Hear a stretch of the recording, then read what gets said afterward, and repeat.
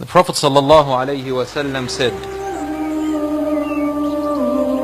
سَيَأْتِي زَمَانٌ عَلَى أُمَّتِي. There shall come a time upon my ummah, upon my nation, upon the people who follow me, upon the people who believe in me. They call themselves Muslims and believers. My ummah, when their prayers are not prayed correctly, and when high buildings spread in every place, when people swear in the name of Allah a lot about everything without fulfilling their oath, people curse each other a lot, bribery and adultery prevails, people neglect the hereafter in order to buy the luxuries of this world in exchange for the hereafter.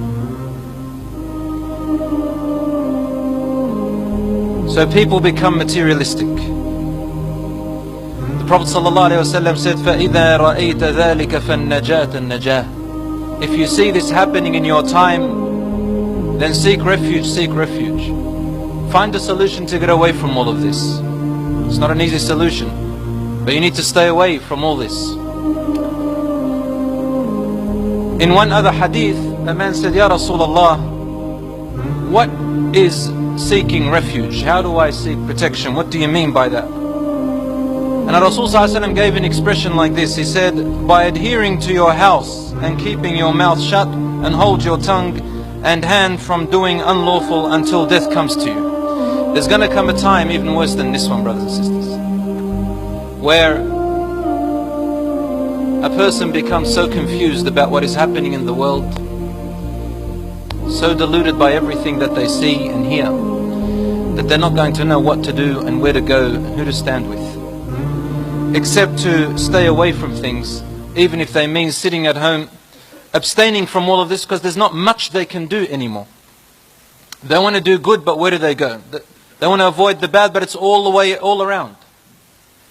I heard a lot of young people say to me now, why does Islam say everything is haram, haram, haram? This is not true. Islam does not say everything is haram. But when there's so much haram around us and corruption, Islam looks like it's forbidden everything. But because we live in a time where the Prophet ﷺ told us that sins will be taken lightly, and that modesty will be very invaluable, which leads us to that human life becomes invaluable. Human life becomes invaluable. Prophet is telling us prayers are not prayed correctly. People pray without really meaning to pray anymore. Their 5 daily salat are done in a hurry, in a rush, with neglect. No importance is taken to them. If money comes in the way, the prayer is lost. The prayer is delayed. If a boy wants to meet a girl to chat her up and it's time for salat, he'll ignore the salat. If there is something of worldly benefit to them, the salat becomes the last thing on their mind. One brother said to me once, brother, I don't pray Jumu'ah because I work. I said, have you tried to seek time off? He said, no, because Islam says to me that I have to look after my family. The response to that is obvious. If it wasn't for Allah providing you with this family, you wouldn't have a family aslan in the beginning.